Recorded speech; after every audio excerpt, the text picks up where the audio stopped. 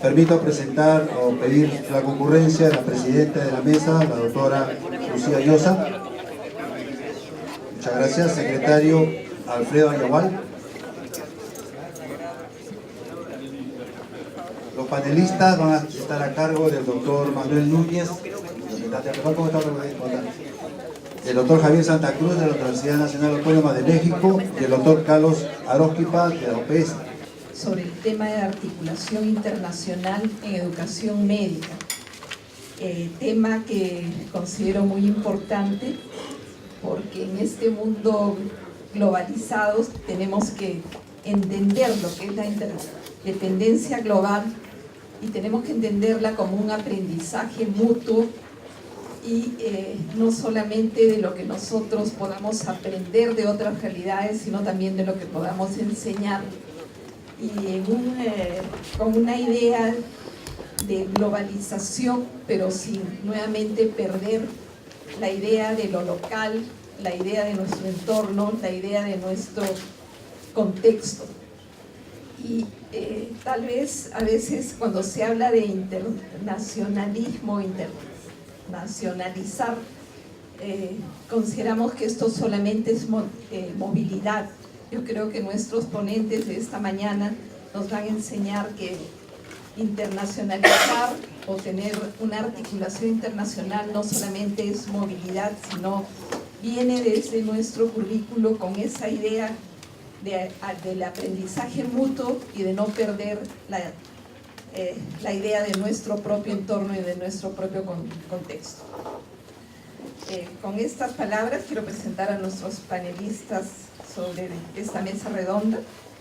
El doctor Javier Santa Cruz, que nos ha hecho el favor de estar con nosotros en este importante seminario, viniendo desde México.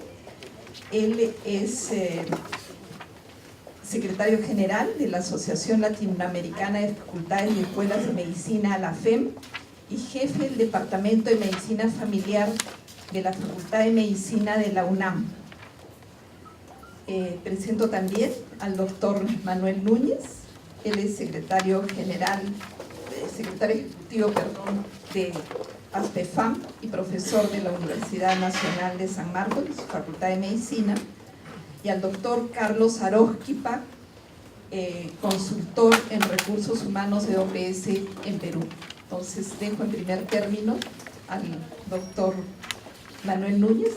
Dentro de los límites que se nos plantea, va a ser sumamente resumida en algunos aspectos. Voy a evitar tocar algunos que no están directamente relacionados con la educación médica, por ejemplo los espacios de OPS, los espacios de OMS, los espacios del Organismo Andino de Salud, por ejemplo, que son relevantes, pero en área de tiempo permítame por favor centrar directamente en los que son temáticamente vinculados.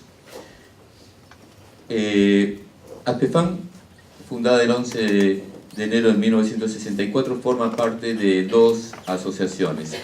Una, la Federación Panamericana de Asociaciones, Facultades, Escuelas de Medicina, FEPAFEM, y la segunda, la Asociación Latinoamericana y del Caribe de Facultades y Escuelas de Medicina, ALAFEM.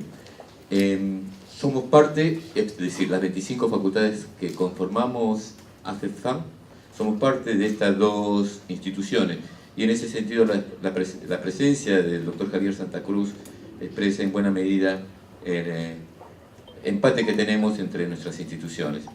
Vamos a tocar estos temas: estado de convergencia, espacios de convergencia e integración, movilidad docente, evaluación internacional, redes especializadas de trabajo colaborativo.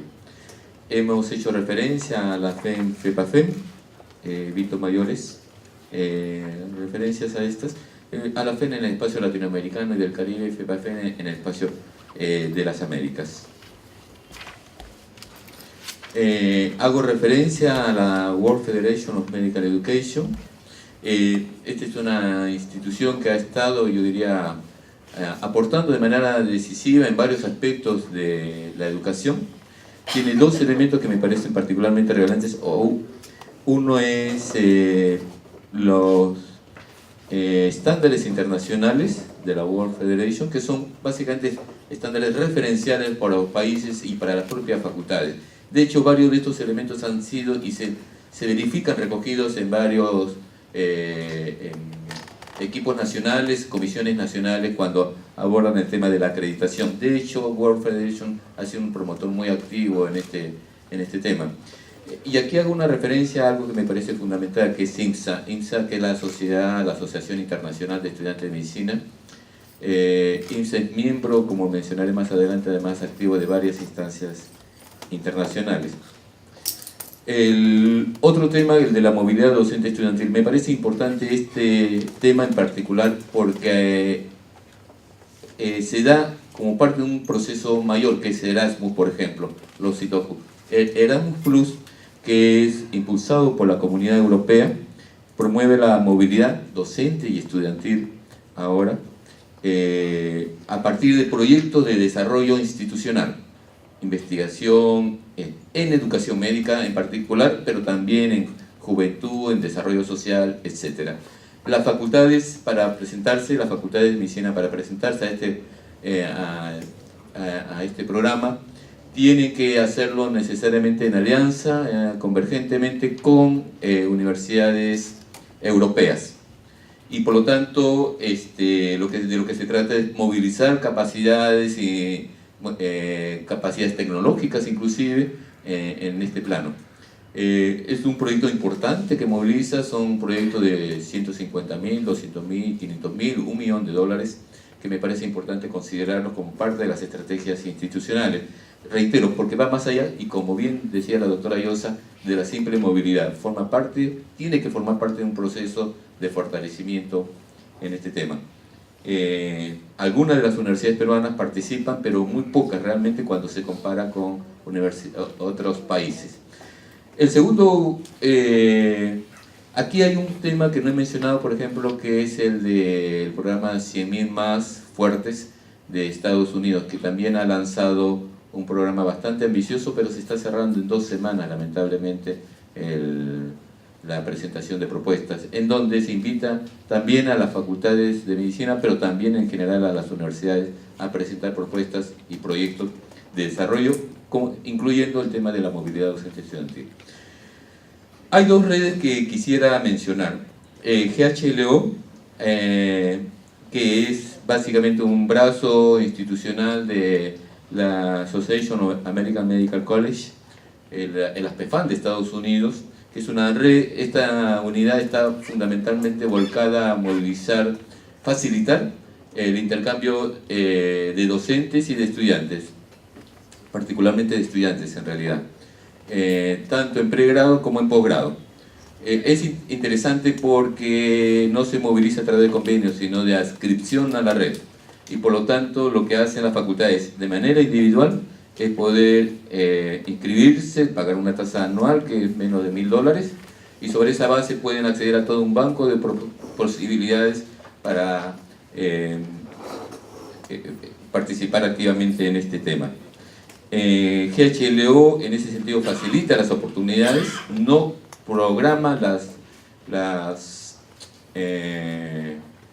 los intercambios, sino básicamente pone a disposición a aquellas universidades que han puesto también a su disposición la posibilidad de recibir estudiantes. Doy una idea de lo que esto significa. Por ejemplo, son los primeros, esta Universidad de Arabia Saudita, el Líbano, de Houston, de Israel, de Massachusetts, Egipto, Sao Paulo, Taiwán, Japón, etc. Toda una amalgama de posibilidades en donde muchos, inclusive estudiantes, en este caso de nuestra facultad, aprovechan esos espacios para poder encontrar oportunidades de movilidad. Me parece importante ese tema, en particular porque refresca nuestras aulas universitarias, hasta los estudiantes norteamericanos que llegan y en donde los estudiantes peruanos se entusiasman y comienzan a practicar su inglés hasta en lo más básico, como conocer también la forma en cómo enfocan la educación médica en estos aspectos. La segunda red, que en realidad es un poco más de menor alcance, pero uno participa con ninguna universidad, es GEMX. Esta fue presentada, entiendo, en Lacre, en la reunión de residencias. Es una red que igualmente funciona como una asociación internacional también para el intercambio educativo. en medicina y las profesiones de la ciencia de salud. Esta se abre en ese sentido un poco más allá. Son escuelas de medicina y otras instituciones en el campo de la salud.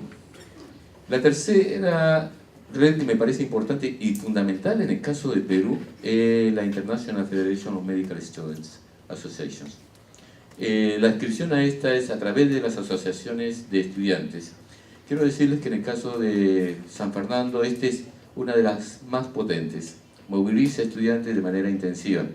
Pero lamentablemente solo hay 13 facultades miembros de ASPEFAM presentes en esta red. 130 organizaciones, prácticamente todo el mundo. Globalmente están todos los países incorporados en esta red. Y va a desarrollar, esta red desarrolla una vez al año un encuentro, una reunión internacional. En los lugares a veces está más difícil. La siguiente es en Tanzania. He aprendido dónde está Tanzania, no conocía con precisión. Tanzania en ese sentido va a reunir a los representantes de las 130 instituciones y es en esa reunión donde se hace la programación anual de intercambio estudiantil. Quienes no están ahí, en esa reunión no están, para efectos prácticos de programación, porque ahí es que se negocia, se coordina, se programa esta movilidad internacional. El número en otros países latinoamericanos está por encima de 400, 500, 600, 700 estudiantes. En el caso de Perú, gracias. En el caso de Perú están viendo ustedes las cifras que son bastante bajas. El otro elemento que me parece importante compartir con ustedes es el iPhone, International Foundation of Medicine. Esta es una evaluación internacional que se hace a facultades de medicina en Estados Unidos, en Japón, en países árabes, países europeos. Voluntario. Usa los mismos estándares que se usan para el Step 1 y Step 2 de los norteamericanos. En el Perú solamente 2 universidades participan, este año se está incorporando una tercera, Facultad de Medicina, pero permite que la facultad reciba, hay una tasa por supuesto que pagar, cómo se ubican en el contexto internacional, evaluándose. No se incorpora salud pública en esta evaluación, pero sí se incorporan las otras ramas de conocimiento médico. Las redes especializadas, y con esto estoy terminando, entonces, disculpen lo concreto de la presentación, respetando el tiempo asignado. Estamos hablando básicamente de redes que trabajan determinados temas. Menciono 2. La reunión sobre residentado, el congreso de residentado que se realiza cada 2 o 3 años en Chile, que me parece fundamental para quienes tienen programa de residentado. Hubo una delegación de PEFAN en esta reunión, que es el LACRE. Y la segunda, de manera muy concreta, la próxima reunión que va a haber en noviembre, 1, 2 y 3 de noviembre, de los centros de simulación latinoamericanos, Congreso Latinoamericano de Simulación Clínica. ASPEFAN ha acordado acreditar una delegación, un decano, inclusive representando a ASPEFAN en esta reunión. Pero me parece importante que las facultades en su conjunto, si es posible, estén presentes en esta reunión. Esta es la última lámina y lo prometo. La movilidad docente estudiantil nacional. Tanto o más importante que la movilidad internacional es la movilidad nacional. Es increíble lo nulo prácticamente de movilidad nacional que tenemos entre nuestras facultades, barreras administrativas, desconocimiento seguramente, un terreno que no se ha explorado. ASPEFAN ha aprobado en su plan de trabajo, en la Asamblea General anterior, la penúltima, generar un programa nacional, promoverlo internacional, de movilidad e intercambio docente y estudiantil. Este es un primer paso que nos parece fundamental. La posibilidad de que cada facultad, 2% de sus plazas, pudiese programarla para poderlas abrir a movilidad nacional, sería una experiencia interesante de intercambio de docentes y de estudiantes. Aprendamos juntos, compartamos las experiencias y generemos iniciativas conjuntas en el campo de la educación médica. Seguimos entonces con el doctor Santa Cruz. Igualmente, el doctor Núñez usó menos del tiempo previsto, máximo 15 minutos, doctor Santa Cruz. La articulación internacional, que es el tema de esta mesa redonda, es uno de los temas que están inscritos en las políticas de nuestra universidad, de la Universidad Nacional Autónoma de México. no es exclusiva de la Facultad de Medicina, sino que es común a todos los institutos y facultades de esta universidad. De tal manera que forma parte de una política universitaria de flexibilización curricular y movilización docente estudiantil, de estas dos políticas. Forma parte, la movilización de estudiantes y docentes es parte de una política universitaria, de nuestra política universitaria de movilización estudiantil y docente, pero también de una política de flexibilización curricular para los estudiantes. Y tiene dos propósitos esta movilidad internacional. El primero es el enriquecimiento curricular. Ese es el primer propósito, que los estudiantes a través de esta movilidad que se tiene con algunas universidades, que ahora voy a comentar, ayude a enriquecer el currículum de los propios estudiantes.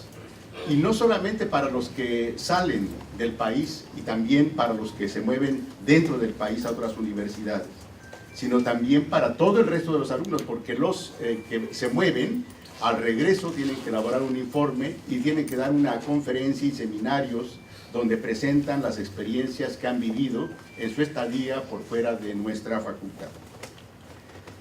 Se realiza esta movilidad, tenemos mecanismos que la facilitan. La Universidad Nacional tiene unidades académicas en España, en Francia, en Inglaterra, en Canadá y en Estados Unidos. Son unidades académicas de la universidad.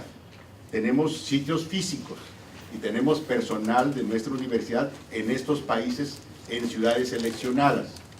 De modo tal que es a través de estas unidades que están en estos países, que son personal de la universidad, de la UNAM, que se establece el enlace con las escuelas, institutos, hospitales de esos países.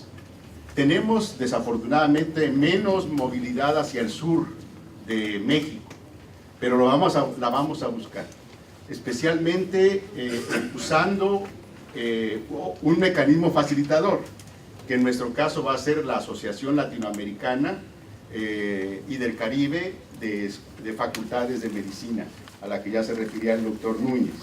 Creo que este debería de ser un mecanismo que facilite la movilidad internacional entre nuestros estudiantes, entre los países de América Latina y el Caribe.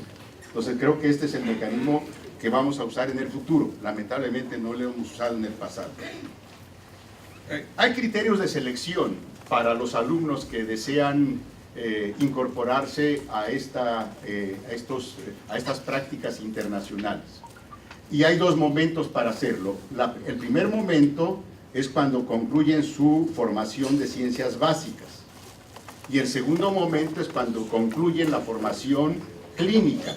Estos son los dos momentos de movilidad, no es en cualquier momento.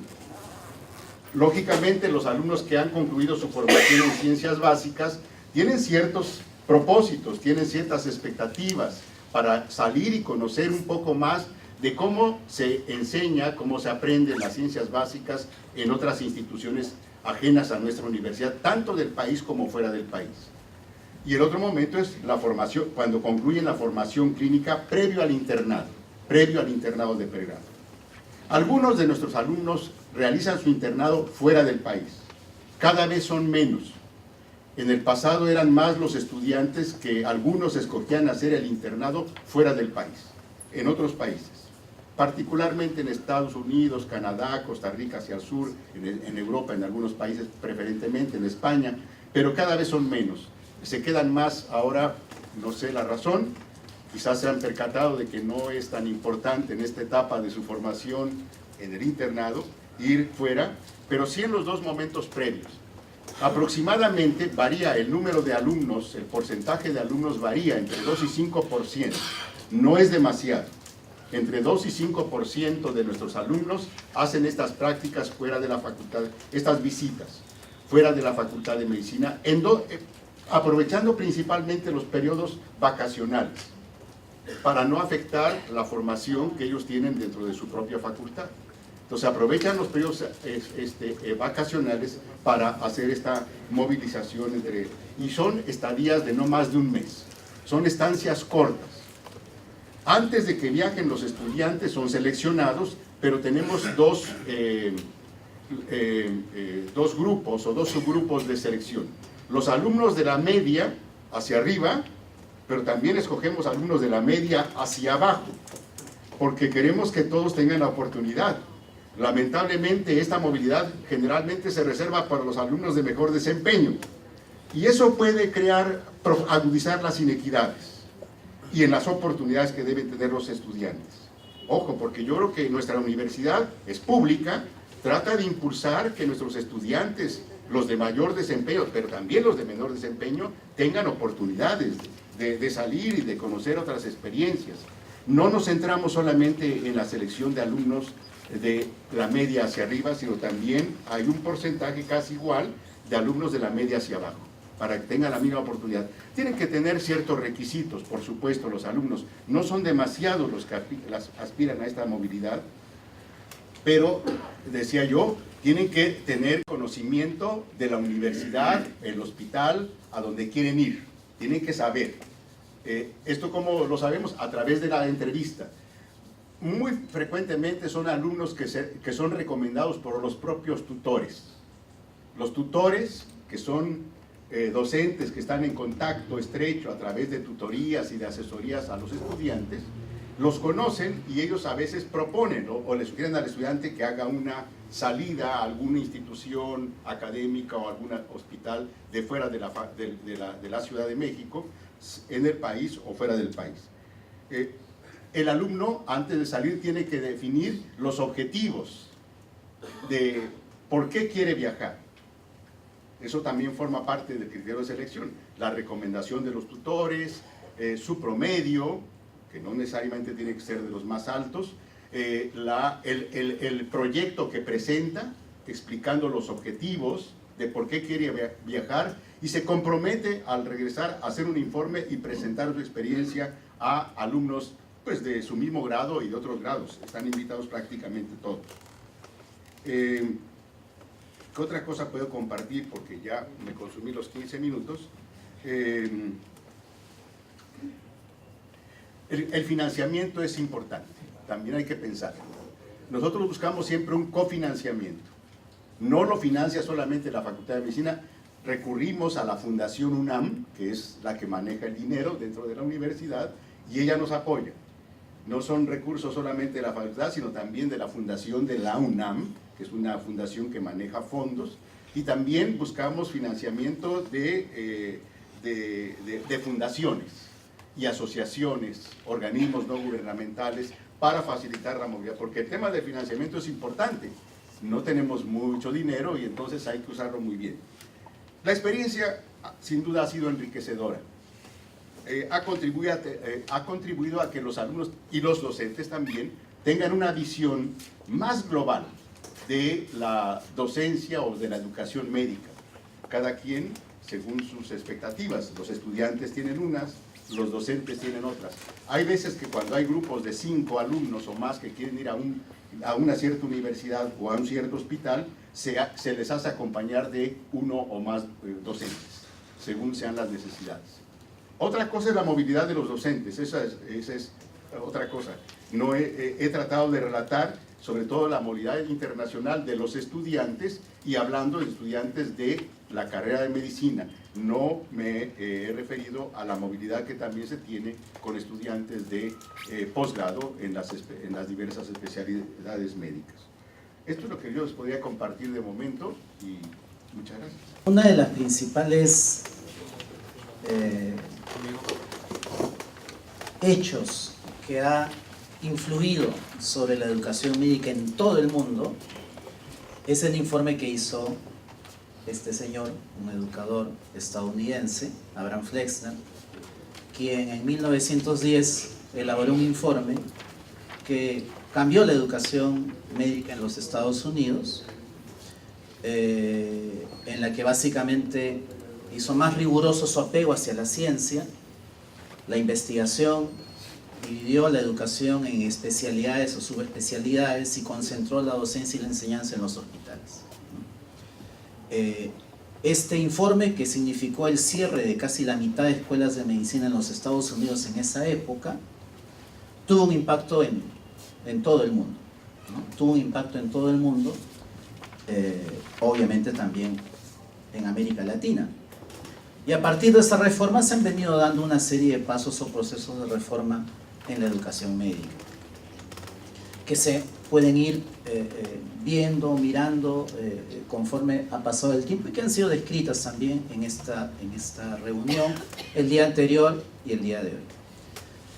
Pero lo que ha ocurrido durante todos estos años, y es una crítica que ha salido de las propias escuelas de medicina, es que éstas se han desvinculado del entorno social donde trabajan. Se han desvinculado, en muchos casos, de la realidad sanitaria y además de su propio sistema de salud. Se han convertido, básicamente su rol era dotar de profesionales de médicos, pero lo que hagan ellos después no es mi responsabilidad, ¿no?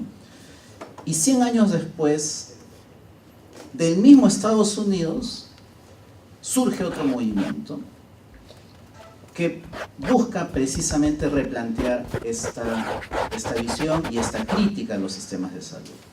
Todos sabemos la crisis que tenemos en los sistemas de salud a nivel mundial, a nivel regional y en el Perú. Todos vemos las consecuencias de esta crisis en relación a número de muertos, número de enfermos y sobre todo, brechas e inequidades, grandes distancias y abismales distancias que se han generado en la salud entre grupos poblacionales en un mismo territorio. Y una de las críticas que se hace es que la educación médica ha contribuido a acrecentar estas disparidades, ha contribuido a profundizar estas brechas. Entonces, esto generó pues, una serie de reportes, una serie de artículos, una serie de estudios que empezaron a mirar cómo es que la educación médica podría contribuir a solucionar este problema. Desde reportes hechos en distintas revistas, reportes de la propia Organización Panamericana de la Salud, en resumen, daban algunas pautas, ¿no? Daban algunas pautas. Primero, una de las pautas importantes que todas estas publicaciones hacían en relación al rol que tenían que tener las escuelas de medicina, es que éstas debían reorientar su trabajo hacia la sociedad y la comunidad. Impulsar sobre todo la responsabilidad social en las mismas, es decir, no es solamente dedicar una parte de su recurso, de sus alumnos, en hacer alguna acción social, como en términos adicionales y pequeños, sino que la universidad en pleno, que en toda su estructura y trabajo principal, que es formación de profesionales, esté directamente involucrada con los problemas sociosanitarios de su comunidad. Fortalecer el compromiso político y la coordinación de salud con educación, ¿no? Otro de las principales conclusiones. Y además también buscar un mayor equilibrio entre la especialización de la medicina, algo que Mario justamente nos comentaba el día de ayer, y la necesidad que vemos en los sistemas de salud de tener más bien médicos más integrales o más generalistas, ¿no? Entonces era necesario encontrar un equilibrio. No significa irnos al otro extremo, pero sí un necesario equilibrio entre estas dos tendencias.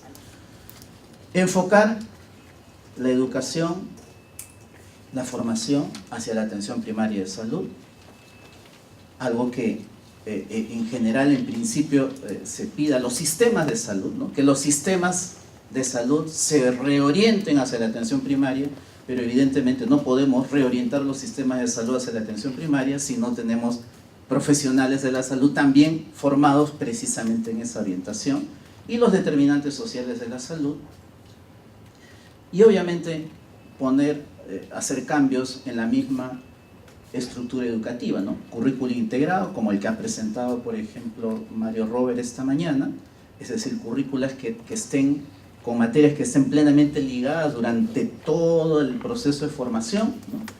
La inmersión en los alumnos en la red de servicios, y mientras más temprano mejor, ¿no? Mientras más temprano mejor. La formación de formadores, ¿no? Porque evidentemente para poder hacer estos cambios, implementar estos cambios, se necesitan tener profesores, educadores que estén especialmente entrenados y un mayor uso de las tecnologías de información y comunicación. Esto es lo que uno podría resumir de todas las diferentes reportes, de todos los diferentes estudios que se han venido haciendo en relación al rol que deben cumplir las universidades y las escuelas de medicina en relación a la problemática que tenemos a nivel sanitario, ¿no? Entonces, precisamente 100 años después, más de 130 universidades y personas de distintos puntos del país, pero teniendo como, digamos, como uno de los principales auspiciadores universidades de los Estados Unidos, de donde surgió el movimiento de Flexner, plantean un nuevo consenso sobre la educación médica, un nuevo consenso sobre la responsabilidad social de las facultades de medicina en este nuevo siglo, ¿no? ¿Cuál es el rol que debemos desempeñar y cómo es que debemos comprometernos de una manera mucho más efectiva con la problemática? Este proceso, que duró varios meses, incluyó una larga discusión sobre cómo debían traducirse en términos muy concretos y recomendaciones esta discusión, ¿no? Y terminó con una reunión de 2 o 3 días en las cuales se dieron algunas recomendaciones, ¿no?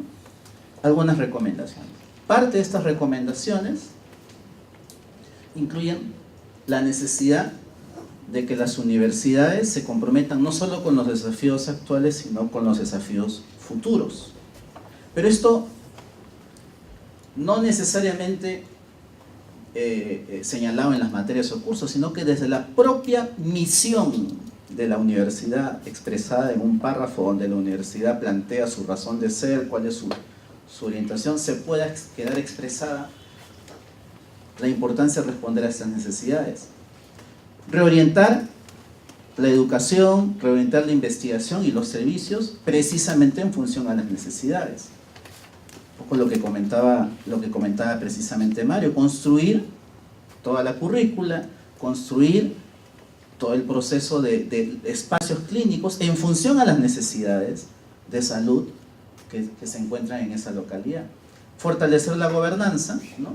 Y las alianzas con otros actores sociales. Sin duda esto incluye a la comunidad misma, a la población, la que va a ser beneficiaria de los profesionales que se van a traer, y usar la evaluación y la acreditación para medir el desempeño y el impacto. Desempeño e impacto. ¿Cuántos profesionales egresados de una universidad se quedan a trabajar en su lugar de origen? Por ejemplo, ese es un impacto, ¿no? ¿Cómo cambian los indicadores de salud en el ámbito o lugar donde yo estoy trabajando, ¿no? Es decir, no solamente circunscribirnos a medir y evaluar a las universidades en función, probablemente, estructuras curriculares y a digamos, requisitos que deben cumplir en términos administrativos, técnicos y científicos, sino empezarnos también a medir desde los cambios que producimos en la salud de la población. Y obviamente establecer nuevos rankings, ¿no? Nuevos rankings en función a nuevos criterios que incorporen la responsabilidad social desde un inicio. Ahora, para poder hacer esto, los miembros que suscribieron este acuerdo señalaron la importancia primero de hacer abogacía de este consenso global.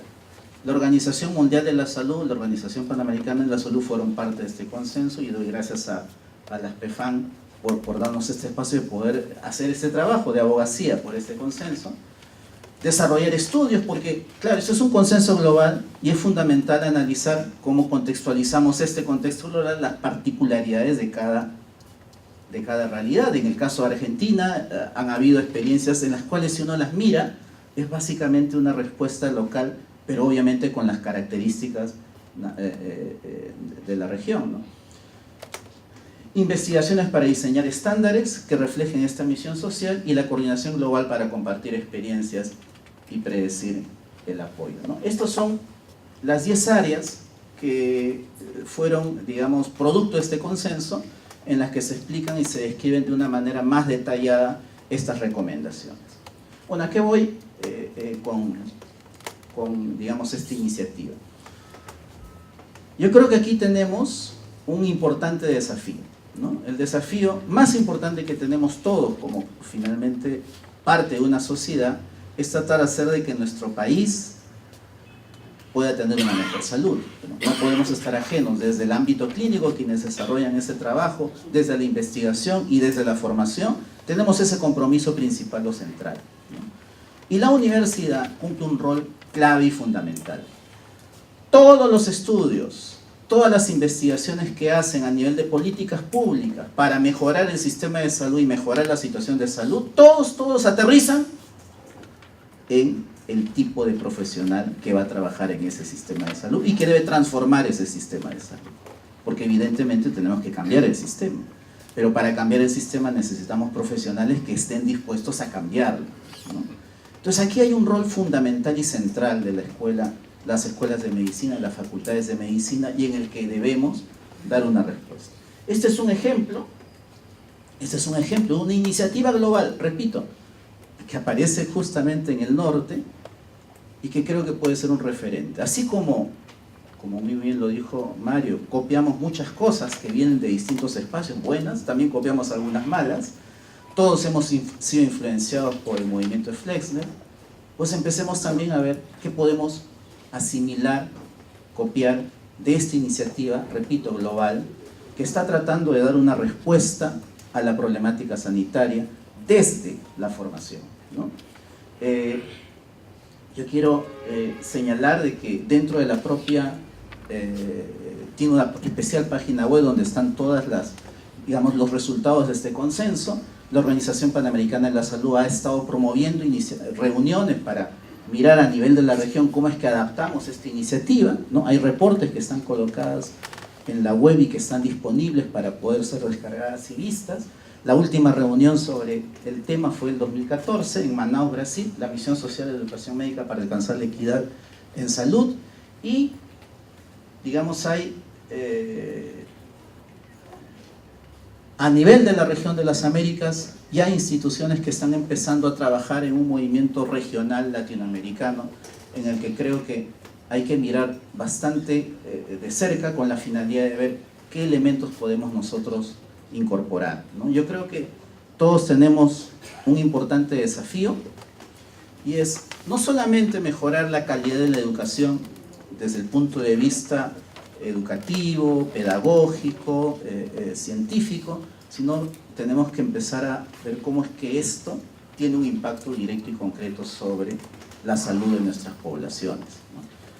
Entonces, digamos, esta iniciativa, este consorcio, este consenso global, creo que nos da algunas pautas que podemos nosotros utilizar con la finalidad, ya no solamente de mejorar la calidad de nuestra educación, sino además tener o ejercer un impacto sobre la realidad sociosanitaria, que como todos sabemos requiere importantes cambios, ¿no? Muchísimas gracias. Muchas gracias a nuestros panelistas. Esperaríamos las preguntas del público mientras van llegando las preguntas escritas. Si hay alguien que puede ir haciendo algunas. Buenos días. Muchas gracias por sus valiosos aportes, pero con el respeto de la mesa, indudablemente me ubico en una situación similar a la del año 1969, en que mientras los ingenieros no solamente colocaban al hombre en la luna, sino también lo traían de regreso, en medicina el hombre estaba experimentando trasplantes de hígado. Ahora, existiendo tanta tecnología, sin embargo, en ningún momento vuelve a colocarse la tecnología dentro de ese desarrollo y se está desaprovechando esta oportunidad. Me explico. Durante la época del 11S, ¿no? Un investigador ingeniero era presidente ejecutivo en empresas transnacionales y había desarrollado programas que, cuando ocurrió el 11S, fue intervenido por el ejército americano y la CIA, pero lo que había avanzado era tanto, y este es investigador peruano, había avanzado tanto que el ejército americano tuvo que comprar esa empresa y le pagó 2 años adelantado su sueldo. Con esos $3 millones se vino al Perú y desarrolló una herramienta telemática en tecnología web 3.0. El año 2012, cuando en mayo Apple y Google lanzaban al mercado su cloud computing, ya este investigador había desarrollado una herramienta y le estaba trabajando 3 años y medio atrás. Todo eso ha progresado. Y esta herramienta permite integrar gestión, educación y salud. Y ahí es donde puede ingresar todos estos determinantes sociales y todos estos estudiantes o profesionales que salen fuera del país. Y así como cuando ingresamos a cualquier servicio de transporte público y vemos que el 90% están con sus smartphones, igualmente esta herramienta permitiría poder saber en tiempo real cómo es que están avanzando, qué es lo que están haciendo y a la vez ir compartiendo el conocimiento. Entonces, en conclusión, va a ingresar la herramienta, las tecnologías de información actuales dentro de los planes curriculares de las facultades de medicina. Un breve comentario nomás. La tecnología es una herramienta que puede servir para cosas buenas como para cosas malas. El mayor ejemplo seguramente tenemos nosotros. En este caso, para contextualizarlo, en el caso de la exposición, un dato concreto, y disculpen que me refiera a mi universidad, no hay semana en la que no hagamos videoconferencias con universidades extranjeras en estos momentos. A veces hemos estado con una universidad chilena, hemos estado con Harvard el día martes o lunes. La tecnología puede ser una valiosa herramienta hoy por hoy para poder estrechar, acortar distancias con otras instituciones, no digo solamente facultades de medicina, con otras instituciones. Desde el punto de vista, la herramienta puede servir para mucho en este campo. Solamente indicar de que en efecto la tecnología, además, creo que puede ayudar a hacer algo que es fundamental, la educación médica continua, además de la formación. Tenemos muchos trabajadores de salud en zonas remotas que no tienen acceso a formas convencionales de capacitación y educación, y la tecnología en estos momentos, pero puede ser mayor aún todavía su rol, puede cumplir un importante papel en hacer llegar importante información de conocimientos necesarios para que ellos puedan desarrollar su trabajo. Yo creo que la universidad en efecto lo está incorporando, creo que hay mucho camino todavía por hacer, sobre todo para tener docentes que puedan estar especialmente capacitados, como lo decía Mario. Los alumnos son los probablemente más naturales en desarrollar, ¿no? Pero necesitamos estar acordes a ese rol. Pasemos a responder las preguntas de ustedes. La primera pregunta sería para todos es: ¿podrían hacer alguna referencia sobre los resultados o índice de impacto de las articulaciones o movilidades de docentes y estudiantes sobre la facultad o universidad? Tanto sobre currículum, estrategias o algo. No hay una medición tangible de los beneficios, pero de algún modo lo hemos reflejado en las revisiones que se hacen del plan de estudio, en la revisión que se hacen de los contenidos de las asignaturas que integran el plan de estudios y en la que participan alumnos y estudiantes. Nosotros cada semana tenemos una reunión de consejo técnico, y en el consejo técnico está formado de nuestra facultad de medicina por docentes, investigadores y alumnos de los diferentes niveles. La experiencia que se obtiene a través de la visita que hacen estudiantes y alumnos a otras instituciones ajenas a la Facultad de Medicina de nuestra facultad, se refleja de algún modo en la opinión que ellos expresan y la crítica que hacen a su propio plan de estudios. No tenemos como tal una medición, pero sin duda, por lo que vemos, por el nivel de discusión, de crítica, de reflexión que se hace en las reuniones del Consejo Técnico semanales, la verdad es que yo creo que esto ha ayudado mucho a que nuestra escuela vaya creciendo y además, como decía, permite a los estudiantes el enriquecimiento curricular, pero lo otro que no es menos importante, el enriquecimiento cultural. Yo creo que el asomarse y vivir un poco la cultura de otros pueblos, de los estudiantes de otras escuelas, es algo que enriquece mucho a la persona como tal. De modo que nosotros creemos que es algo que debemos de seguir haciendo y es además creo una buena inversión la que hace la sociedad en esta movilidad de estudiantes y docentes. Yo creo que hay dos componentes que tendrían que considerarse. Una son estas visitas y hago mía la palabra de Javier. Creo que es un tema que rejuvenece a nuestros profesores y estudiantes, y más a los estudiantes que a los profesores. Pero hay otras experiencias importantes que algunas universidades están desarrollando de entrenamiento de sus profesores en programas articulados con otras universidades. Es decir, no es solamente la visita, es la posibilidad de poder capacitar a los profesores en nuevas tecnologías, en nuevos enfoques, en la posibilidad de hacer transferencias tecnológicas blandas sobre experiencias, sobre sapiencias que se han ido acumulando. Creo que lo segundo, para efectos de inclusive lograr mayores impactos en la constitución de la institución, pueden ser mucho más relevantes, y eso tendría que ser parte de una estrategia no de iniciativa, sino una estrategia estructurada de la facultad para globalizarse. Los problemas son globales, los vamos a encontrar en todos lados, las soluciones son locales, y en esa lógica requerimos conocer las experiencias que se están desarrollando, pero no solamente en visitas efectivamente, sino también en programas estructurados de desarrollo institucional global. Sí, yo también creo que los indicadores en efecto no son aspectos que se miden en el corto plazo, ¿no? Se miden en el largo plazo. Y estos intercambios permiten mirar experiencias que creo yo son importantes ser consideradas. Una de ellas, que me parece importante que puedan ser vistas con particular interés, son los mecanismos que algunas universidades tienen para reclutar estudiantes, ¿no?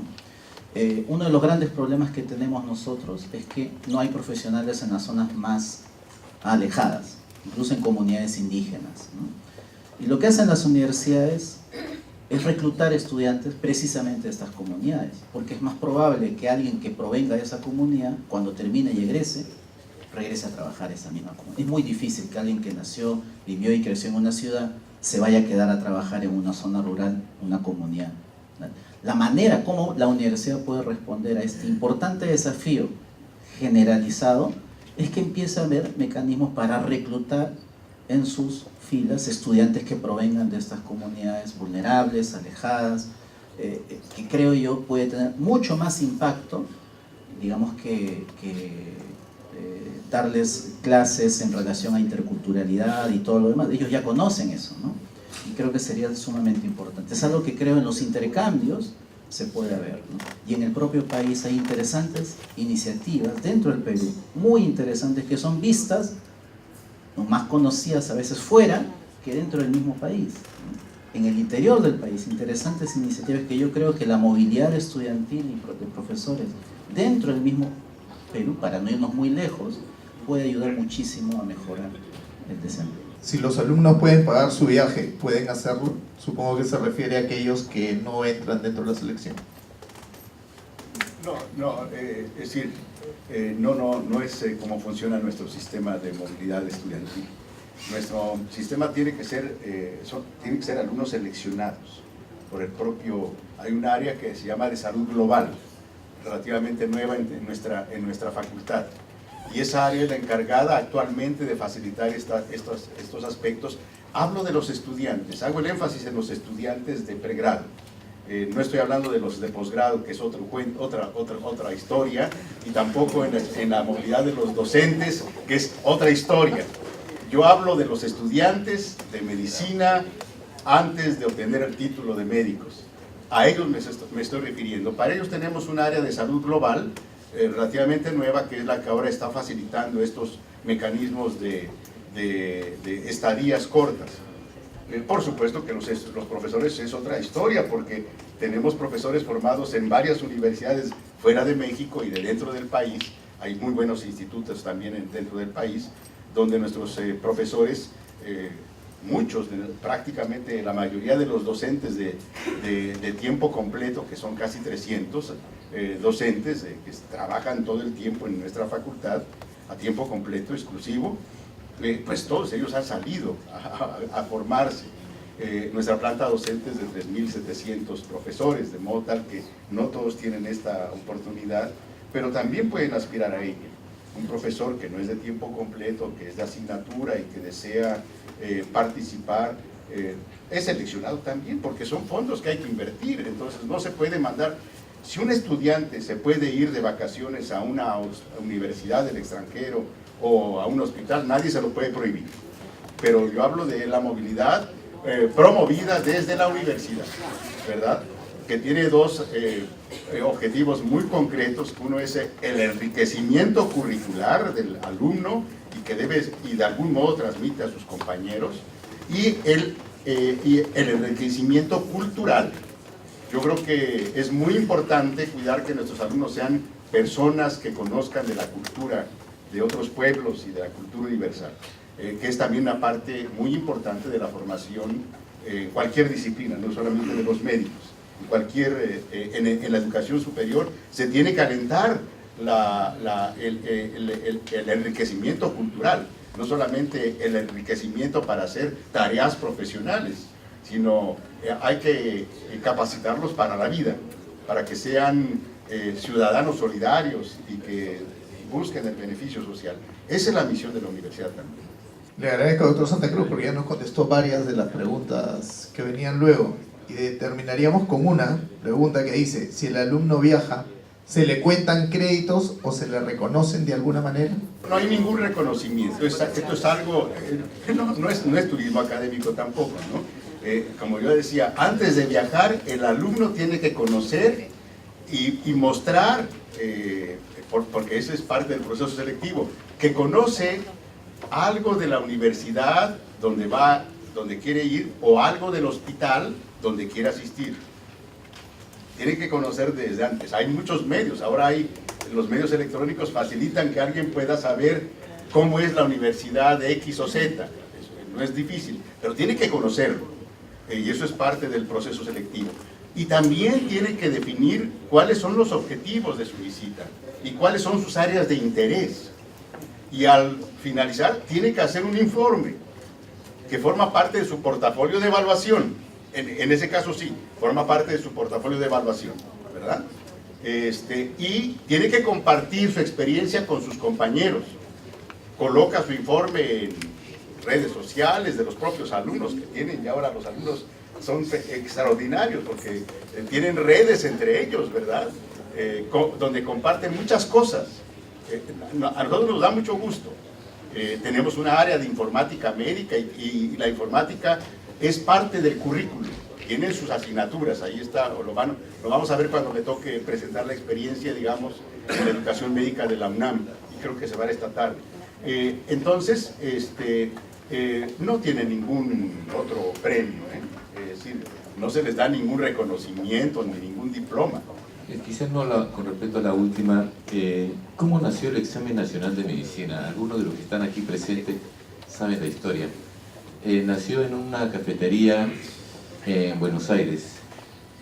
Hubo la conferencia panamericana de facultades y escuelas de medicina en el año 2002, si mal no recuerdo, y en esa conferencia Colombia, Chile y creo que Estados Unidos, pero por lo menos Colombia y Chile presentaron sus experiencias sobre exámenes nacionales. Como no había dónde comer, había una cafetería cerca, se armó un coloquio de decanos, casi una asamblea general. Y ahí se planteó la necesidad de poder dar un paso ya como país. El examen no es agua bendita, no es la solución a todos los problemas, pero representó un paso adelante en el esfuerzo por comenzar a generar feedback a nuestras facultades sobre cómo estamos formando a nuestros estudiantes. Ese es el tipo de resultados y impactos que a veces no están medidos ni están escritos. Pero este intercambio, este conocimiento de experiencias con la Autónoma de México, por ejemplo, en estos momentos, creo que está siendo sumamente enriquecedor para nuestras facultades, sobre lo que se puede hacer, sobre lo que no se debe hacer también, para poder avanzar no solamente como facultad, sino como país. En esta última respuesta a una de las preguntas, damos por concluida esta mesa. Aprendiendo que debemos estar más interrelacionados, no solamente como ha sido tradicionalmente de sur a norte, sino también de norte a sur, entre nosotros, sur-sur, y entre nuestras propias facultades de medicina. Muchas gracias. Muy buenos días, con las disculpas del caso por el retraso del inicio de este taller, vamos a comenzar con el mismo. Quiero agradecer la colaboración de la doctora Mary León de la Universidad Nacional Mayor de San Marcos, quien nos acompañará en la Secretaría, y reiterar nuestro agradecimiento a nuestros participantes en este taller, ponentes, al doctor Javier Santa Cruz de la Universidad Nacional Autónoma de México, con quien ya hemos compartido varias experiencias durante esta mañana. Tenemos también al doctor Jorge Huerta Mercado de la Universidad Peruana Cayetano Heredia y también al doctor Hugo Valencia de la Universidad Peruana Antenor Orrego. Yo traigo los saludos del doctor Javier Ríos Labaña, decano de la Facultad de Ciencias de la Salud de la Universidad Privada de Tacna, que por motivos ajenos no puede acompañarnos el día de hoy, pero tengo el encargo de poder contribuir con el trabajo de esta mañana. Vamos a hablar sobre centros de habilidades clínicas y sobre COE. Los que estamos aquí tenemos mucho interés, no solamente en las nuevas formas de evaluar o formas correctas de evaluar la adquisición de competencias, sino también en las condiciones peculiares que tienen las personas responsables de llevar a cabo estos procesos, esos nuevos perfiles que debemos ir buscando en nuestros docentes. En ese sentido, vamos a iniciar la presentación, continuando con el orden que aparece en nuestro programa, y en un primer instante será el doctor Javier Santa Cruz quien transmitirá la experiencia de la Universidad Nacional Autónoma de México. Doctor Santa Cruz, lo dejo en el uso de la palabra. Como muchas facultades en el mundo, facultades de medicina, durante los últimos años nuestra facultad se ha preocupado por crear un centro de enseñanza que facilite la enseñanza clínica principalmente. Pero este departamento también se encarga de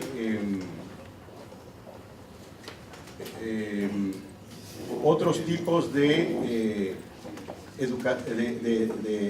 acciones, como son la integración básico-clínica y clínico-básica, que es para estudiantes de los primeros años. En el primero y segundo año, lo que tienen los alumnos son sesiones de integración básico-clínica. Nuestra facultad tiene diferentes departamentos, que yo no sé si se proyectan allí en la lámina, pero entre estos departamentos está uno que se llama de integración de ciencias básicas. Y este departamento de integración de ciencias básicas es el que tiene dentro de su organización un centro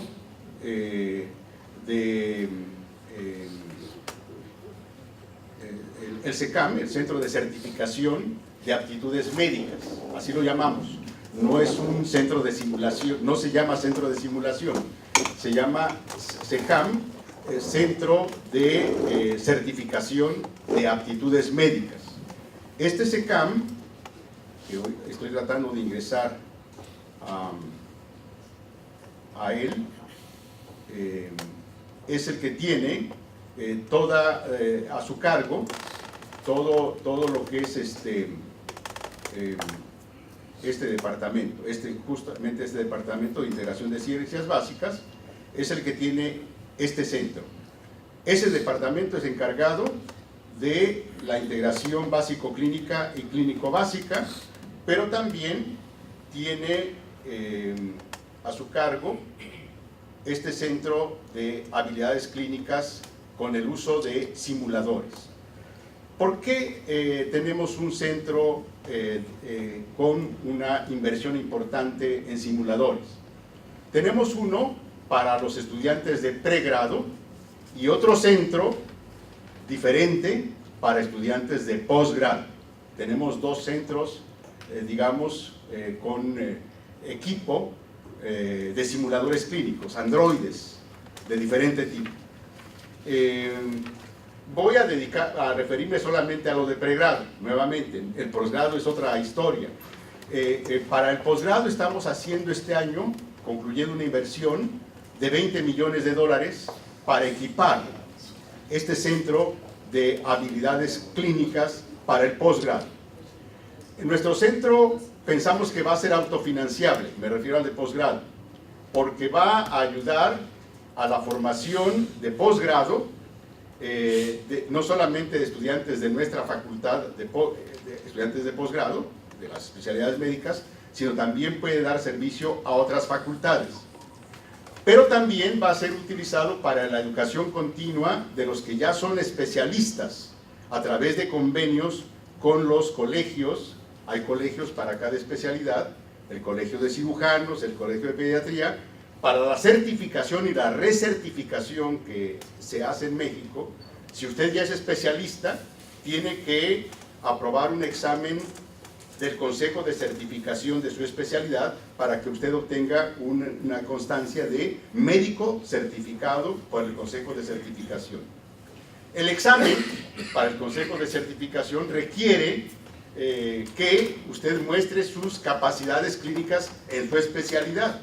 Y entonces hay que demostrarlas. ¿Dónde? Bueno, nuestro centro de posgrado de simulación clínica va a ser parte de un recurso para la evaluación de los especialistas en las diferentes especialidades. Entonces, a la larga va a ser esto que suena muy grande en dinero, 20 millones de dólares, es una inversión porque a la larga lo vamos a recuperar. Esa es la idea. Y que sea un centro de recursos adicionales de la universidad. Entonces, déjenme mostrarles, me voy a referir solamente al pregrado, pues nuestros estudiantes. Muestro solamente aquí una galería de fotografías, espero que pueda entrar. Esto se puede ingresar en la página web de la Facultad de Medicina, buscan Departamento de Integración y van al CECAM, que es el Centro de Certificación de Aptitudes Médicas, y en ese centro pues enseñamos a los estudiantes de medicina desde el primer año, ¿verdad? Hay diversas maniobras que van de acuerdo con su plan de estudios, y bueno, se les enseña diferentes actitudes orientadas a la atención de pacientes, con el propósito de que cuando llegue el momento de estar frente a personas y a pacientes reales, pues ellos puedan cometer el menor número de errores posibles, porque déjenme decirles que la medicina, como ustedes lo saben, es una de las actividades más riesgosas que hay en el mundo. Todos sabemos que se ha calculado que el número de eventos adversos, la tasa de eventos adversos en la atención hospitalaria, en promedio llega casi al 10%. Es decir, de cada 100 pacientes que ingresan a los hospitales, 10 de ellos, ¿verdad?, tienen algún evento adverso, que es un daño, que puede ser el mínimo, que no ponga en peligro la vida, que se presenta a consecuencia de la atención médica que recibe. Nadie da la atención médica para dañar a una persona, pero ocurre, y no es infrecuente, es casi del 10% a nivel mundial. Nosotros hicimos una medición en México en una muestra de 36 hospitales y encontramos una tasa muy semejante. También hemos medido los eventos adversos en la atención ambulatoria, en la atención que hace el médico familiar, el médico general. Y la tasa de eventos adversos también es alta, es del 6%. No tan alta como la de los hospitales, pero muy cercana. En algunas publicaciones se refiere que es mucho menor. Nosotros encontramos en un estudio que yo hice, en la colaboración con la OPS en México, encontramos una tasa de 6% en la atención ambulatoria de primer nivel, con médicos generales y familiares. Entonces, para evitar estos posibles errores o para tratar de reducirlos, enseñamos a los estudiantes con estos recursos para que ellos sean capaces de atender bien a los pacientes y cometer el menor número de errores. Todo está pautado.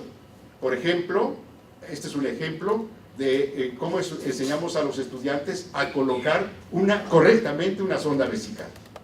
Parece algo muy sencillo, pero no lo es. Es un motivo de infecciones de vías urinarias y es frecuente, además. Lamentablemente, de 100 colocaciones de sonda, varios de ellos se infectan. Entonces, esto lo tenemos preparado para los alumnos. Espero que no está abriendo con la velocidad que yo quería, y discúlpenme que me tarde un poco, pero lo que quiero mostrarles a ustedes cómo está descrito todo el procedimiento de colocación de sonda vesical, ¿verdad?, para los estudiantes. Esto lo tienen que leer los estudiantes, ¿verdad? Objetivos del aprendizaje de la colocación de sonda vesical masculina y femenina. Ese es un ejemplo. Como este hay varios. Una introducción para el alumno, por supuesto, de qué consiste el procedimiento, la anatomía, ¿verdad? Que ya son alumnos que están estudiando anatomía. Este es un repaso nada más, esta es la práctica concreta de colocación de sonda vesical, más de anatomía. ¿Cuándo se indica una sonda vesical? Ahí están las indicaciones. Luego, contraindicaciones también. La elección de la sonda, el material que se debe de utilizar para colocar una sonda, ahí está. Y luego, aquí está el material y hágalo, utilizando un simulador, ¿verdad? Primera fase de la colocación, segunda fase, y bueno, mucha suerte, que le vaya bien, que lo haga bien. Tiene su instructor y hay que usar todo el procedimiento, está paso a paso, se le explica cómo lo debe de hacer y hágalo. Y se le califica, se le evalúa. Puede fallar, y de hecho falla, pero es mejor que fallen frente a un aparato de estos que fallen frente al paciente. Entonces está paso a paso, y así cada una de las actividades se le enseña en ese centro de certificación de aptitudes médicas, del CECAM, que insisto, tenemos uno para el pregrado y otro para el posgrado. El posgrado es el que estamos ahora fortaleciendo con una inversión muy importante, que yo creo que va a ser de los más grandes de América Latina, sin la menor duda, ¿verdad? Entonces, esto es lo que usamos, lo que tenemos para la educación de nuestros estudiantes, con el ánimo de que aprendan correctamente ciertos procedimientos, lo mismo la resucitación, y se les da su certificado también, de ABS y APS, ¿verdad? Se les da su certificado porque lo tienen que aprobar, ¿verdad? Porque después ellos pueden enseñar al resto del personal del equipo cuando ya trabajen en un centro de salud, en una unidad de medicina familiar, lo pueden enseñar a otros porque lo saben hacer. Y se les califica y se les corrige sobre la marcha. Y tantas veces como sea necesario, tantas prácticas como sea necesario. Se ha desarrollado recientemente, a partir de esta experiencia, recientemente se ha desarrollado con la participación de varios docentes, de varios especialistas, un manual de los mínimos, de las prácticas mínimas. Por ejemplo, uno dice, bueno, ya ahí está cómo debe colocarse una sonda vesical y lo debe de hacer el alumno. La pregunta es, ¿cuántas veces los debe de hacer para que yo lo certifique y que ya lo sabe hacer? ¿Cuántas veces? ¿Una? ¿Dos? Las que sean necesarias. ¿Y cuántas son las necesarias? En lo que demuestra su aptitud. Por supuesto, pero los expertos lo que se reunieron fue para definir los mínimos, el menor número de veces necesario para poder colocar una sonda. Y eso no lo sabíamos. Fue a través de una discusión de personal que se dedica a esto y que tiene experiencia en la práctica, no es teórico, o sea, que está haciendo la práctica médica. Entonces, lo acabamos de hacer, tenemos un manual con eso, que no existía, creo que no existe en América, y creo que ni en los países anglosajones, Entonces ya tenemos un manual de prácticas mínimas necesarias en simuladores para hacer correctamente en el estudiante de medicina, para enseñarle correctamente a hacer tal o cual maniobra frente a pacientes. Pues eso es lo que estamos haciendo, lo quería compartir, por eso está en la página web. Ok, buenos días. Lo que me he planteado en esta charla es presentarles la experiencia que hemos tenido nosotros en el desarrollo de los 4 ECOES que estamos haciendo para la carrera, para el pregrado de Medicina en la Universidad Peruana Cayetano Heredia. Quiero contarles más o menos la historia de cómo hemos ido desarrollando estos ECOES. Ese es el primer objetivo de esta charla. El segundo objetivo que tenía esta charla es hacer una charla que tenga que ver con simulación, donde no les voy a presentar mi centro de simulación, tampoco les voy a presentar ningún simulador, sino quiero presentarles básicamente cómo va esto interrelacionado con nuestro currículum. Entonces, el objetivo de la presentación es mostrarles cómo hemos planificado y desarrollado los ECOES en el programa de medicina del pregrado. Yo quiero que ustedes vean esta diapositiva y entonces vean cómo están en este momento distribuidos los ECOES. Podemos ver el curso de Introducción a la Clínica, que es el curso que, digamos, que es lo que antes llamábamos semiología, y donde tenemos dos ECOES, un ECOE 1, que es un ECOE totalmente formativo, es decir, no tiene una nota, y el ECOE 2, que es un examen práctico. Luego vamos a ver en la exposición el ECOE 3, que es un ECOE que tiene que ver con consulta ambulatoria, que es algo que se desarrolla en Clínica Médica 1, que es el segundo semestre de cuarto año, y Clínica Médica 2, que es el primer semestre de quinto. Y luego un ECOE, que es un ECOE de certificación, que es nuestro cuarto ECOE, que es un examen de habilidades clínicas, que es un examen que para nosotros es un prerequisito para que el alumno pueda graduarse.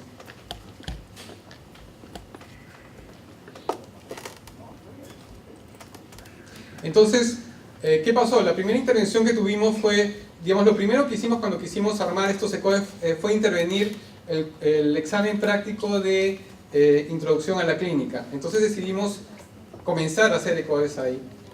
Y lo que decidimos fue, bueno, vamos a hacer un ECOE 1 que nos va a servir a nosotros como práctica, que no va a tener nota y que va a servir a los alumnos para familiarizarse con la sistemática del ECOE. Entonces hicimos un ECOE de prueba y al mes siguiente ya hicimos un ECOE que reemplazaría el examen práctico usual de semiología. Usualmente lo que sucedía es que había varios grupos de alumnos con profesores y los profesores, cada profesor evaluaba a un alumno. Había un checklist, el checklist decía qué cosa tenía que medir y en un paciente real evaluaba, el alumno digamos, era evaluado. Sin embargo, había mucha diferencia entre profesor y profesor. Si te tocaba un cardiólogo como profesor, probablemente iba a tender a hacer un examen más cardiológico. Si el profesor estaba muy ocupado, probablemente no te iba a ver examinando, sino te iba a evaluar solamente en la presentación del paciente, y es así que las notas diferían bastante, o las formas de evaluar diferían bastante, por más que la facultad se esforzó en hacer un checklist, en tratar de uniformizar criterios, no lo pudimos hacer. Entonces, por eso nos planteamos hacer este ECOE. Entonces decidimos comenzar con el ECOE 1, el ECOE de prueba, y decidimos pasar a hacer las partes del examen físico habitual, anamnesis, examen físico y lectura de radiografía de tórax. Esas fueron las estaciones que hasta ahora perduran en este ECOE. Pero ¿qué pasó? La historia es interesante porque este ECOE tomó peso solo, digamos, ¿no? Este primer ECOE, que era el ECOE de prueba, que lo hicimos un año, el segundo año dijimos, bueno, no sé si lo vamos a hacer o de repente lo grabamos y presentamos una filmación en lugar de gastar tantos recursos en hacer un ECOE que básicamente es de prueba, que no tiene nota. Sin embargo, lo que nos pasó fue de que en este primer ECOE no teníamos las instalaciones todavía, digamos, suficientes, y teníamos a los evaluadores metidos dentro de la estación de ECOE. Entonces venía el alumno, pasaba, hacía el examen con el actor y el evaluador estaba al costado y lo estaba viendo y lo calificaba. Pero todos los evaluadores, nuestros evaluadores, son exalumnos de la facultad. Usualmente hemos escogido a exalumnos del tercio superior para que sean evaluadores. ¿Y qué pasó? Ellos sabían que no había nota en este ECOE y comenzaron a terminar el tiempo, el alumno terminaba la estación y ellos comenzaban de manera propia a decirles: mira, sabes que hiciste bien esto, pero te faltó esto. Entonces comenzaban a darle feedback sin que nosotros les hubiéramos dicho que les den feedback, pero ellos sabían que no tenía nota del ECOE. ¿Qué comenzó a pasar? Los alumnos terminaban las rotaciones y de repente veíamos que terminaban el ECOE y volvían a la estación del evaluador que no les había dado feedback porque ellos habían terminado la estación justo. Entonces decían: no, vuelvo para que me den feedback de mi actuación. Y nos comenzamos a dar cuenta que eso era una herramienta poderosa, y desde ahí decidimos que este ECOE formativo tenía mucha fuerza y comenzamos a decir: bueno, son 7 minutos para realizar la estación y hay 2 minutos de feedback. Es decir, en 7 minutos termina la estación a donde te quedaste y de ahí el evaluador te va a dar feedback de lo que hiciste. Y es interesante porque es una experiencia que todavía la sigo viendo como un aprendizaje de pares, es decir, son exalumnos pero que se han graduado hace 1 o 2 años o 3 años, que le están enseñando a los alumnos cómo hacer el examen físico. Y ustedes ven la dedicación y la compenetración que tiene ese feedback, y de ser un ECOE que casi lo íbamos a desaparecer, para mí se ha digamos, transformado en el ECOE más importante de todos los que hacemos por la calidad de aprendizaje que logramos en ese ECOE, ¿no?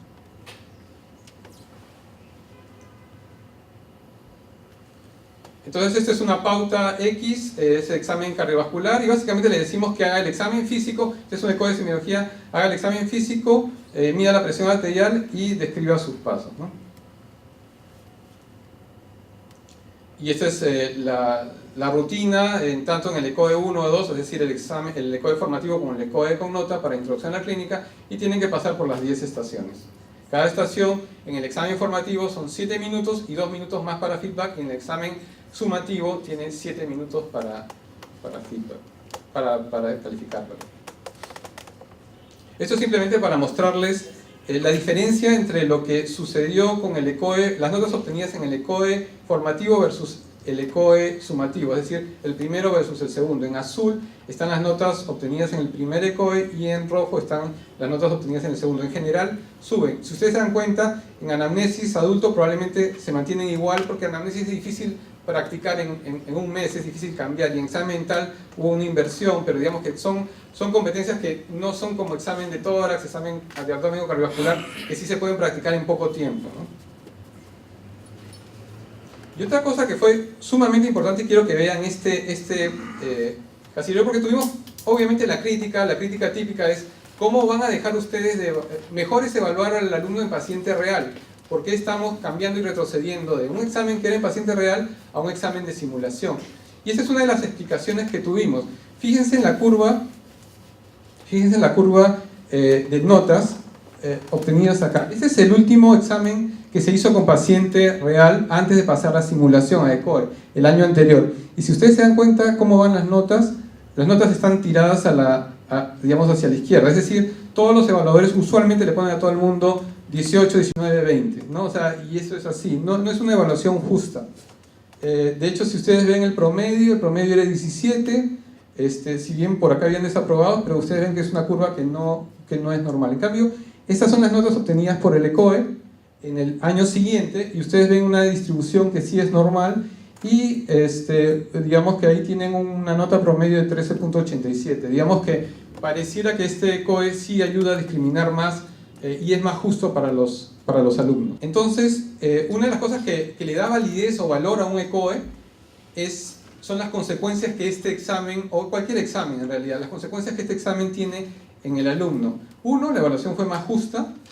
Dos, ¿qué logró este ECOE? Que los alumnos vieran, por ejemplo, en sistema neurológico y osteomioarticular, son donde salen peor, comenzaron a buscar a sus profesores de práctica para que los entrenen más en esas partes, porque ya les venía el ECOE real, y también han obligado a que la facultad tenga que hacer videos, volver a actualizar sus videos de examen físico y uniformizar el examen físico, sobre todo el neurológico y del sistema osteomioarticular.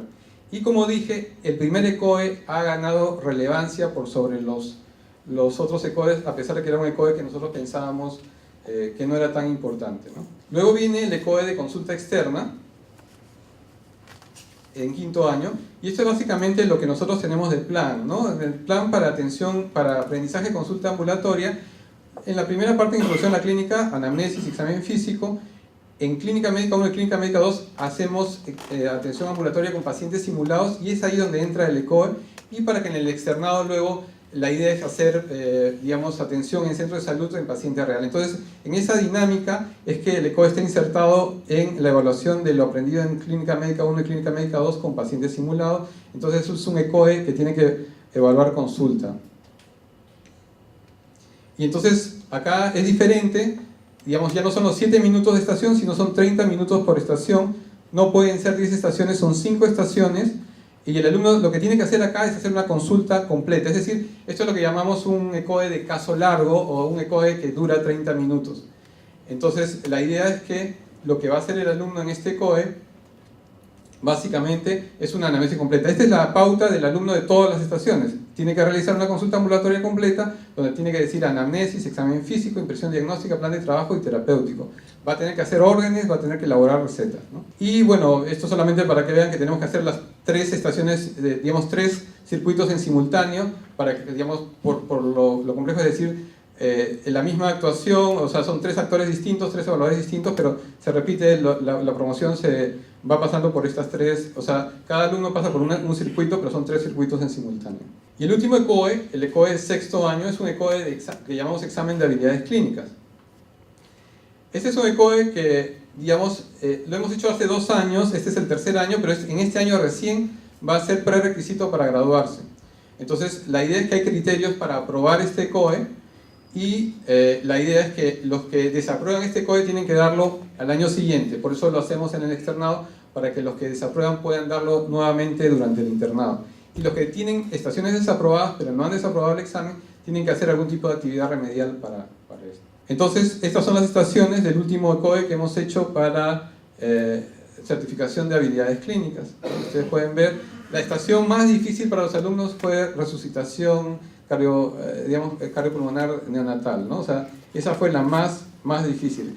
Nos reíamos porque los alumnos terminaban intubando al muñeco y la estación no era para intubar al muñeco, era para bolsearlo nada más, pero no lo bolseaban efectivamente, veían que la saturación no subía porque no hacían un bolseo efectivo y terminaban intubando al paciente, digamos, al muñeco del paciente simulado, ¿no? De hecho, que tenemos estaciones interesantes, evaluar el riesgo suicida, profesionalismo, consulta de imágenes, ver una radiografía o tomografía y presentársela al paciente, no solamente quedarse en ver la tomografía, sino en la presentación o comunicación de los hallazgos al paciente. Esta es la pauta de riesgo suicida, solamente para que vean, esta es una estación donde lo que pedimos al alumno es discriminar, es decir, estamos buscando algo más de lo que buscábamos en semiología, en examen físico, no estamos buscando una consulta completa, pero sí a un alumno que ya va a salir de la facultad, queremos que pueda discriminar si es un paciente que ha tenido riesgo suicida, si tiene criterios de hospitalización o puede ser tratado ambulatoriamente. Una cosa importante es que lo que nos va a pasar y lo que nos pasa es con los ECOEs es el problema de la validación, es decir, este es un ECOE, este último sobre todo, pero en realidad todos, que nos tiene que decir tú pasas o no pasas, apruebas o no apruebas, y por supuesto que vamos a tener el reclamo de los alumnos para ver si es que realmente nos hemos equivocado o no. Ellos van a buscar de cualquier forma ver qué errores hay para quitarle validez al examen. Entonces, por eso la validez tiene que ver con un montón de cosas, no solamente con medidas, sino desde la estructura, desde qué comisión es la que hace, cómo se escoge la tabla de especificaciones, cómo es que el alumno está familiarizado con el proceso de respuesta. Y una de las cosas que nos cuidamos también es en los métodos el impacto en los estudiantes, en su aprendizaje, y métodos para decidir scores, ¿no? Y entonces, una de las cosas que tratamos de ver es cómo ponemos el punto de corte. Lo que usamos es una metodología donde comparamos un checklist, el puntaje del checklist, con una escala global, es lo que se llama regresión borderline, y buscamos un punto de corte que es diferente al punto de corte del checklist en cada estación. Entonces, para terminar, básicamente, nuevamente, para presentarles cómo es la estructura de COES con nosotros, la primera parte, introducción a la clínica. Si yo tuviera que, como les dije inicialmente, decir cuál es el ECOE más importante de mi facultad, pondría el ECOE 1 como el más importante para mí desde el punto de vista de aprendizaje. Luego tenemos, ese es el ECOE formativo. El ECOE 2 y el ECOE 3 son exámenes en realidad. El ECOE 3 es un examen de caso largo, o sea, una consulta ambulatoria completa, muy parecida a lo que es el Clinical Skills, el examen que dan algunos alumnos para postular a universidades, a la residencia en Estados Unidos. El Clinical Skills son estaciones de 20 minutos y luego tienes que hacer algún tipo de anotación. Acá lo que hacemos es una consulta de 30 minutos y donde el alumno tiene que hacer recetas, etc., ¿no? Y el último ECOE, que es un ECOE de certificación, pasa o no pasa, y ese es un ECOE que certifica junto con los exámenes de conocimientos al alumno en habilidades clínicas. Bueno, ese es el grupo de evaluadores, de actores, nosotros que participaron para el primero de los ECOEs, y prometí no poner muchas fotos. Esa es la única foto que voy a poner. Muchas gracias. Finalmente vamos a invitar al doctor Hugo Valencia, que nos visita desde el norte de la Universidad de La UPAO. Muchas gracias. Mi nombre es Hugo Valencia, trabajo en la Universidad Peruana Antonio Rego, y vamos a presentar nuestra experiencia en el tema de COE, que ha sido una historia que por suerte me ha tocado participar de manera activa, ¿no? Bueno, vamos a hablar de evaluación básicamente. Esto es evaluación. Vamos a hablar del mostrar cómo. Como se ha mencionado el doctor anteriormente, los casos largos, el caso largo objetivo estructurado, los casos cortos, son mecanismos y metodología de evaluación que tiene sus indicaciones, que tiene sus bemoles. ECOE se presta más para el tema de calificar al estudiante, ¿no? Aquí el tema es ronda secuencial en una serie de casos estructurados en estaciones, donde debe realizar acciones específicas. Múltiples competencias, como lo he mencionado, y la idea es darle a cada una de estas competencias una adecuada mecanismo de evaluación hecho por un evaluador adecuado también, y capacitado sobre todo. Entonces, ya se ha mencionado, puede variar el tiempo, la lista, el uso médico, el uso de un médico, pacientes estandarizados, pacientes. El tema es que cada candidato tiene que completar las mismas tareas en el mismo tiempo y de acuerdo con un tiempo estructurado. Y el diseño igual, ¿no? Hay un mapa detallado, lo que se mencionó, el desarrollo de la estación de socioevaluación, cómo pensar, cómo definir cada estación, y no solamente eso, sino exponerla antes. El ECOE no es un examen que se haga con preguntas ocultas. Todos los alumnos que pasan por un ECOE deben haber tenido la experiencia previa en el mismo escenario en el que van a ser evaluados y capacitados para poder desempeñarse y que el sesgo del miedo, la preocupación no afecte la calificación. Formación de evaluadores, lo que se mencionó, si el evaluador no está adecuadamente capacitado, no maneja la metodología, lo que vamos a tener es la validez de la prueba va a disminuir. El entrenamiento, porque no solamente hablamos mucho de simulación, hablamos de robots, pero mucho más rico es el paciente simulado o el paciente actor, ¿no? Y la organización, que va hasta el detalle más mínimo, porque todo eso va a influir en la evolución de la prueba. Nosotros manejamos esta lista de capítulos de cirugía general, estaciones, ¿no? Para la cirugía de especialidades. Esto es básicamente la experiencia del curso de cirugía 1. Tenemos un ambiente específico para esto, del ICODEM, el Instituto de Competencias y Destrezas Médicas de la Universidad, y hay unas aulas de COE. Yo sí he puesto fotos de esto. Todos son ambientes diseñados para los simuladores y para el examen. Hay salas de espera.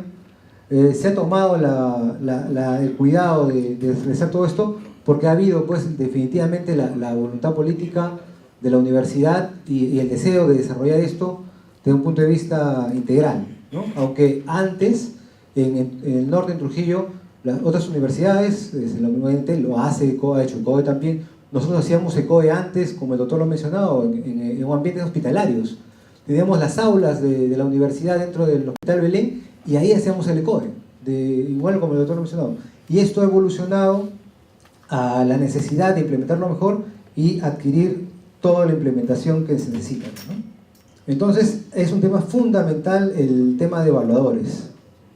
Básicamente, cuando vemos el tema de evaluación y vamos a darle el tema sumativo, vamos a ver calificación, es evaluar, no vamos a enseñar en ese momento, ya la enseñanza fue previa, la exposición a la estación fue previa, las adherencias a las hojas de marcado y el respetable papel del paciente simulado muchas veces. Esto requiere capacitación, ¿no? Hemos hecho cursos dentro de la universidad al plano docente para poder capacitarlo, ¿no? Hemos evaluado esto, lo que mencionaba el doctor, la validez, y al final se observa que hay una validez concurrente y predictiva, ¿no? En las notas del curso que desarrollamos. Y lo que se mencionaba también igualmente, los números prueban que la práctica clínica tiene una tendencia, la evaluación de la práctica clínica da una tendencia a demasiada calificación. El docente pone mucha nota. Un problema con el internado descentralizado en Guaral y en Chancay, y hubieron robos a alumnos de Cayetano y lamentablemente parece que los tenían como objetivo, digamos, en esas ciudades y tuvimos que suspender esas rotaciones rurales. O sea que hay un tema de inseguridad ciudadana que sí es real, que sí es, en el que tenemos que estar muy preocupados, porque no es lo mismo que roben a un alumno en la puerta de su casa que le roben en la puerta de un centro de salud. Es totalmente diferente para los padres. Pero yo quisiera escuchar la ponencia o la exposición o la vivencia de un representante de una universidad pública, porque es diferente manejar a un tutor que se le paga y es diferente manejar a un tutor que solamente lo hace, que le digo así, porque tiene amor a su universidad, porque tiene amor a su profesión. Es cierto de que ustedes sí pueden hacer todo, pero la privada no, porque la privada dispone de un fondo y ese fondo no se puede pasar de un sitio a otro sitio. Es cierto que ustedes van a las periféricas, sí, las estatales también, pero no se dispone el subsidio económico para poder pagar a ese docente o a ese tutor. Bueno, acá hay una pregunta que es específica obviamente para Perú.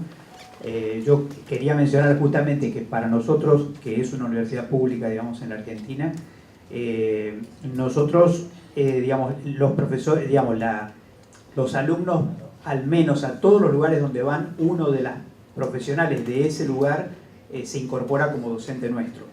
Digamos, aunque fuera con dedicación mínima o eventualmente sin dedicación, pero incorporado a la planta docente como docente ad honorem. Afortunadamente hasta ahora, por la escala de la universidad, todos los docentes tienen, aunque fuera renta mínima, digamos, tenemos en cada campo clínico al menos un docente nuestro que es el coordinador, pero claro, es cierto que él hace trabajar a su vez a compañeros de trabajo que no están vinculados por la universidad y a veces piden como certificación, digamos, de ese rol. Yo quería mencionar dos cosas. Una que, digamos, no terminé de cerrar un comentario, me omití cerrarlo, que es, cuando nosotros tenemos 4 campos clínicos para una misma asignatura, en vez de plantar a los alumnos en ese campo clínico, los hacemos rotar. Nos parece muy importante que los alumnos aprendan por comparación de escenarios de aprendizaje. Cosa que, por ejemplo, en el modelo histórico de la UBA no ocurre. O sea, uno, digamos, puede decir así, se planta en ese hospital desde 3 años seguidos y asume que lo que se hace en el hospital siempre está bien, porque, digamos, es el único en el que uno está. Nosotros si tenemos 4 escenarios de práctica en una asignatura, los alumnos rotarán, digamos, tiempos en uno y en el otro y se usará incluso la comparación como herramienta de aprendizaje. Quiero decir que donde esto da un resultado impresionante es en el tema de tocoginecología. El tema, por ejemplo, el debate que hay hoy sobre parto humanizado en la Argentina, digamos, hace que la calidad de trato y la calidez de trato en los partos sea tan disímil, digamos, entre distintos servicios públicos de salud, digamos que hoy los alumnos se crean criterios justamente comparando formas de atención de parto respetado. Hoy se habla incluso de violencia obstétrica, digamos, para dar una idea del tamaño del problema que tenemos. También quería mencionar que nosotros tenemos un recurso humano subutilizado o no utilizado. La PFO, así se llama en la Argentina, la práctica final obligatoria, hemos considerado que las universidades que lo tienen mal organizado termina siendo una vacuna contra la residencia, digamos. Es decir, que los alumnos con la residencia tienen cierta magia, pero digamos, con la PFO ven las condiciones reales de trabajo de los residentes y en ocasiones, digamos, termina siendo como una vacuna contra, pues yo no quiero hacer eso, digamos. Nosotros empezamos a trabajar con la directora de Recursos Humanos de la Nación en su momento, digamos, en el proyecto. En la Argentina se usa mucho el tema de abreviaturas, digamos. Una de ellas es el residente primero es R1, digamos, el segundo es R2, bueno.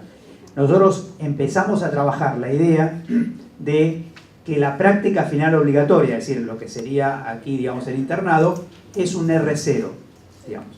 Y poner a los residentes, involucrar a los residentes en el proceso de aprendizaje, digamos, de los alumnos que están en situación de internado. Eso en algunos casos a nosotros nos ha dado ya informalmente resultados, porque también fortalece el aprendizaje. Recuerden que nada se aprende mejor que lo que uno enseña, digamos, así que ese mecanismo mejora incluso la calidad de las residencias. Y quería mencionar finalmente, porque hay una pregunta escrita que tengo acá en la mano, dice si el campo clínico para el externado con internado es coordinado con el prestador de salud. Sí, definitivamente. Nosotros no podemos hacer absolutamente nada que no sea con un convenio escrito, explícito, con reglamento, digamos, y con todos los alumnos asegurados, o sea, tienen un seguro, digamos, para ir ahí. Pero la segunda parte de la pregunta dice si hay una compensación económica de la universidad al prestador, y la verdad que es una muy buena pregunta. Ninguna universidad pública de la República Argentina, digamos, le paga nada, digamos, por los campos clínicos, pero sí es cierto que hay universidades privadas que pagan y establece en consecuencia que el hospital asuma un doble estándar. digamos, un estándar para los alumnos de la universidad pública y otro para la universidad privada que paga. En algunos casos, para ganar campos clínicos, hay universidades que no solamente han pagado, sino que han remodelado edificios completos, y hay hospitales públicos que tienen pabellones que parecen privados, digamos, de esos viejos hospitales pabellonados, porque una universidad privada los ha recuperado. En nuestro caso, digamos, nosotros trabajamos directamente todavía con un marco muy fuerte de confianza del hospital público, abre sus puertas a la universidad pública, digamos, sin ninguna remuneración especial al hospital. Excepcionalmente puede haber sí un fortalecimiento de algún equipamiento, que buscamos juntos, digamos, el financiamiento, pero no hay pago por el campo clínico. Yo tengo dos preguntas aquí que las voy a contestar como una. Dice, ¿el externado en establecimiento de primer nivel solo se realiza en consultorio del médico? ¿De qué manera se integra con el equipo de salud? Y la otra es, ¿cómo se diferencia la rotación de externado por las especialidades con las rotaciones del internado? No solamente se hace consulta, o sea, se hace todo. Se hace consulta, se hace labor extramuros, se hace programas, se hace de todo. O sea, hace el mismo trabajo que hace un personal de primer nivel, es lo que van los muchachos a hacer.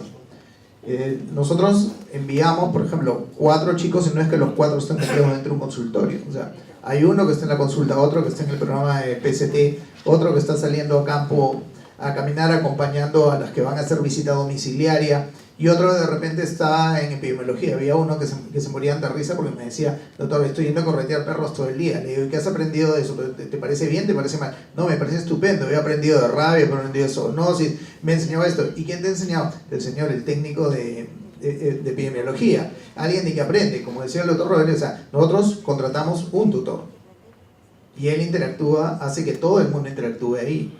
Y entonces aprenden de todo, hay cosas que pueden parecer tontas, pero aprenden hasta cómo funciona el manejo de las historias clínicas dentro de un centro de salud, que es totalmente diferente a cómo funcionan las historias clínicas dentro de un hospital. Aprenden cómo hacer el seguimiento en casa de alguien, ¿no? Vienen sorprendidos porque les toca atender un parto o acompañar a la atención de un parto en domicilio, ¿no? Entonces hay cosas que van y son totalmente distintas a lo que vas a hacer en el hospital, donde estás viendo un paciente hospitalizado y tu seguimiento de emergencia, ¿no? Nada más. Sí, quería hacer un comentario sobre las diferencias que hay entre el externo y el interno.